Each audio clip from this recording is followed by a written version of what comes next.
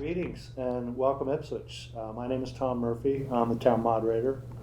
The town moderator's chief responsibility is to organize, produce, and superintend town meeting, and as well as make some appointments to committees. But an unofficial task is to sort of moderate some local elections.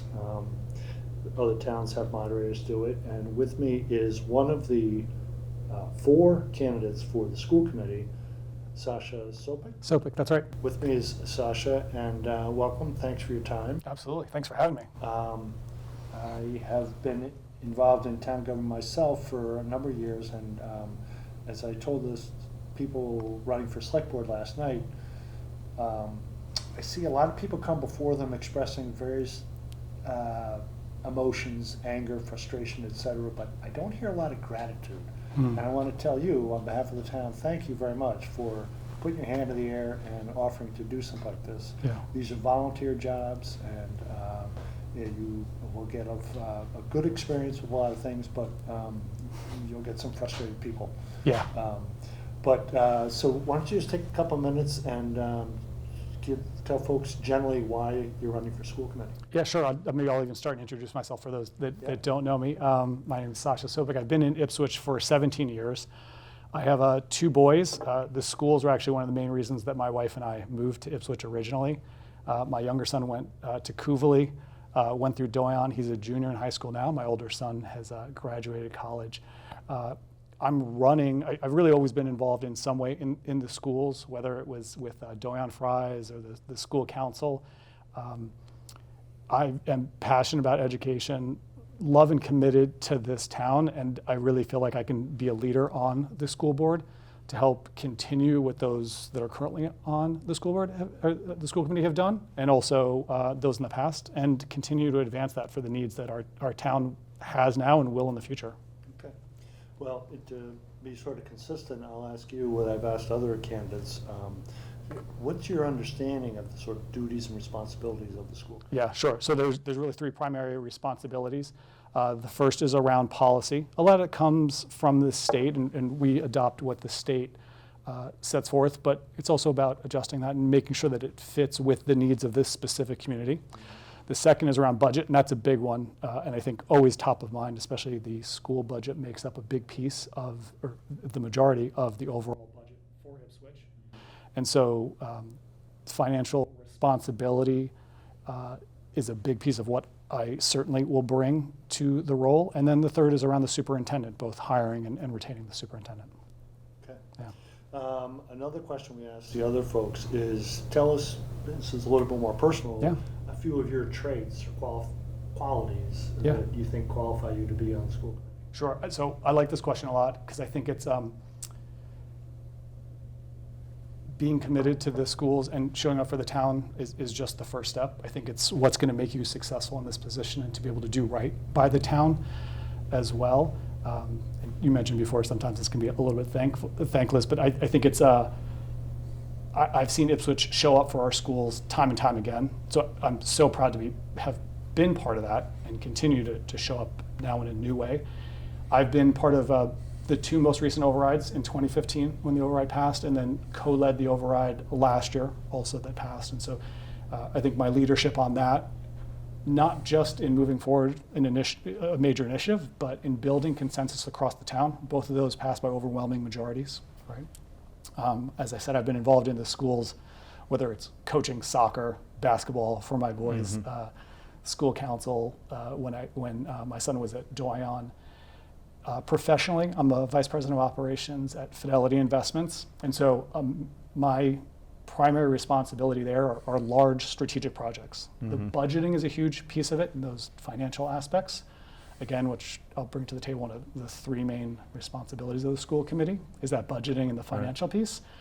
But kind of like with the override, the way that I can be successful professionally is by building consensus across major groups. Not always on easy topics. The school building is certainly top of mind for people right now, and I think that's going to be a major focus for the school committee in the coming years.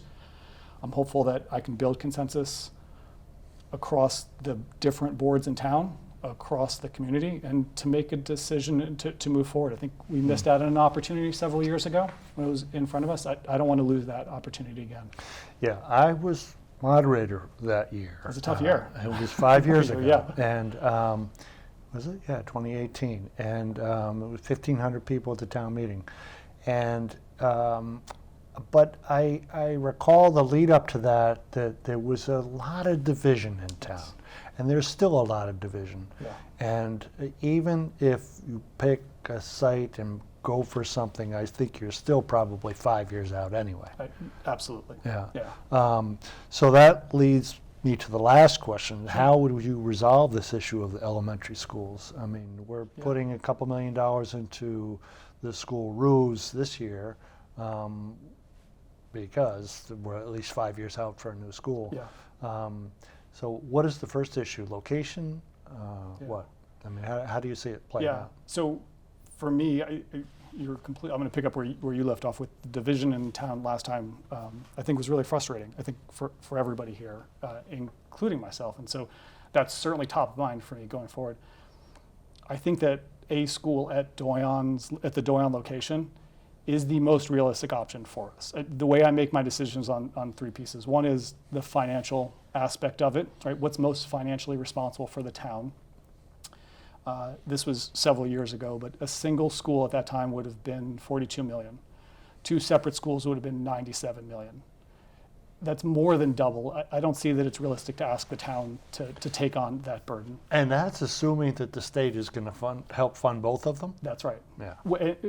And it's, like you said, 5+ years later, it's certainly not going to be less expensive. Yeah.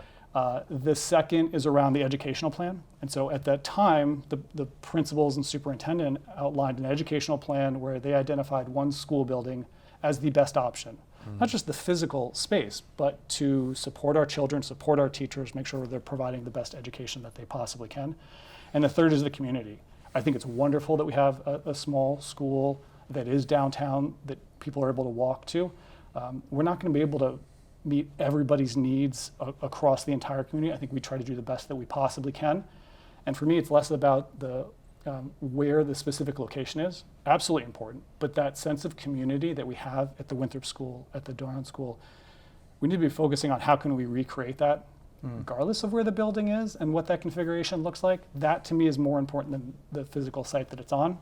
And I will say that, when you look at the sites, there aren't a lot of options for us. We started by looking at the Winthrop site in town. Just wasn't feasible, the size, parking, lots of logistic issues. Bialik is not an option for us, and so there really aren't a lot of options that we can pursue that meet our education plan's needs and that are financially responsible for the town. Yeah, and I've heard this from people in other towns that are involved in school projects, is that there's no way that the state is going to pay for two schools. Yeah, the trend. No way. I mean, it's virtually impossible. Yeah, I've spent a lot of time on it since turning my papers to Ron and sort of where we were historically. What is the state done? The state is giving money, particularly to, is really not giving money to those smaller schools. The best option for us to get that state funding, which is almost half of it, which we wouldn't take the burden on for, is going with a single school. It's not perfect. I don't think any of our options are, but for me, like I said, the financial, the education plan, and the community, it's the best option to meet all three needs. Well, I suppose the other option is Marblehead, some towns have done this, build them yourself, don't use the school. Yeah. It's state money, but that's a lot of money. It's hard for me to think about going to the town and asking them to pay 2.5 times as much to maintain two different schools. Maybe not. I'd be curious if the town had the appetite for it. I don't think it's there. Yeah. So why don't I give you a couple minutes to wrap up, but tell folks at home that after this, Mr. Perry, one of the other candidates running, will be taping his comments separately. He wasn't able to join us, and you can hear them right after this. Yeah, so again, I'll say thank you. I appreciate the opportunity. I think it's really important that the voters in Ipswich find the best candidate that fits them and represents their values. Hopefully, I did today. My priorities for the school committee are really three main things. One is advancing the academic, athletic, and arts within our schools. The second is address our aging school buildings. We certainly talked about that. And then the third is the financial responsibility. The budgeting is a big piece of this role. And most importantly to me is that I'm not just representing myself and my family and my values there, but it's representing the entire community. I've really tried to spend a lot of time reaching out to both both friends, but also those outside of my social circle, what's important to them to make sure that I can represent that on the school committee as well. Okay. Well, thank you, Ipswich. Thank you for listening. Thank you, Sasha, for your time. And stay tuned for Matt Perry's contributions afterwards. So I'm Matt Perry, live on Hovey Street. I'm running for school committee. I made a decision to run for school committee in large part because I thought I could be useful in a time when there's some big decisions coming down the pike for both the town at large, but also in the schools. And as an educator, there isn't one, as far as I know, on the board right now, and I thought perhaps that my experience in both education and in business in this town might be useful to help navigate some of these more difficult challenges that we got going, most notably the elementary schools, but other challenges as well that we're facing across the board in education. Sure. I mean, the duties and responsibilities of the school committee, there's some very sort of fine responsibilities. Obviously, managing the budget is a big responsibility. Doing all sorts of work with the school regarding curriculum is another responsibility. Negotiating with teacher for contracts is another responsibility.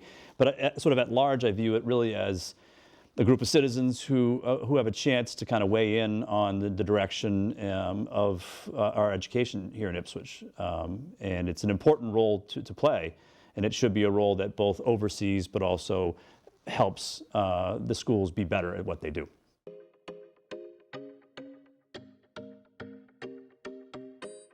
Well, the first and probably most obvious is that I'm an educator, and I think there is a role to be played on the board. It's hard to understand schools unless you're in them sometimes. Even if you're a parent, which I am, once you're in the schools and you see how they work from the inside out, that can be a little bit weird for people who are not in them. And I'm hoping as an educator I can help maybe translate some of those things that aren't quite as obvious to those who aren't educators. That'd be first. Second, I'm a pragmatic person. I don't come into the school committee with any sort of preconceived ideas of what I want to get done. And I'm really looking for good outcomes. And whether those outcomes come from me or come from somebody else, I'm willing to work with anybody to get those outcomes. And thirdly, trustworthiness. It's a little cliche, but at the same time, I've sort of built a reputation with the people who know me in town. I'm not sure how many of those are, but for being someone that they can trust, and not only to deliver on whatever it is I'm delivering on, but also to not come in with any kind of preconceived ideas of what I want to get done. And I think that's going to be important going forward in this school committee.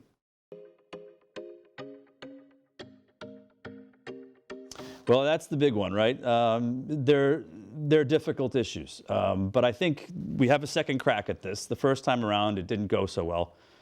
Not in the outcome perspective, but I think in the tenor of the conversation that we ended up having. It wasn't an overly productive one. It was one that mirrored some of the national conversations that are going on right now. And so I think what I'd hope to bring is a more measured tone about how we discuss these things, because what I don't see is a right and wrong in terms of whether those who advocate for one school out in Doyon are the correct and those who aren't. Ones who want two smaller schools are incorrect. I see people who are articulating different values. And I think that's perfectly natural, but at some point we're going to have to sort of find common ground on those values in order to move forward and build something new, because the old schools we have right now are not sustainable. They've run their course, and we need to move forward in one fashion or another.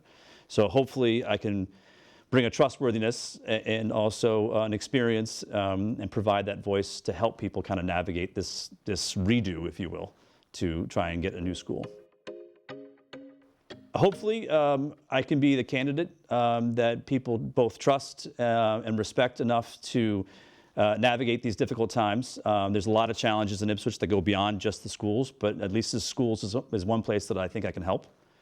with my experience as a teacher and my experience running a business here in Ipswich, both of those I think could be handy in the coming years towards navigating these challenges, both from a perspective of the new buildings, but also just the natural challenges that education is facing today.